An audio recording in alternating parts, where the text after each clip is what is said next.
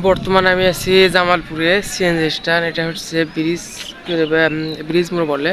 বাইরে হচ্ছে বা ইয়ে নদী আছে, যেটা হচ্ছে ব্রহ্মপুত্র নদীর উপর ব্রিজ। সেই ব্রিজের কাছাকাছি আমি আছি।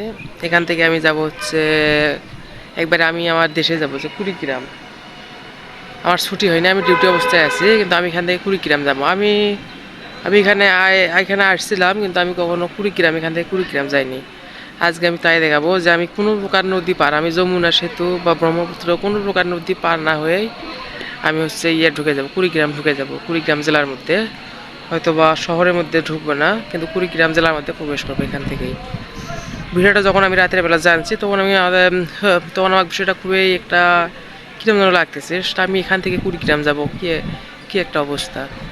যে কুড়িগ্রাম, যে কুড়িগ্রাম রংপুর পার হলে কুড়িগ্রাম, সেই কুড়িগ্রাম যাবো আমি জামালপুর থেকে।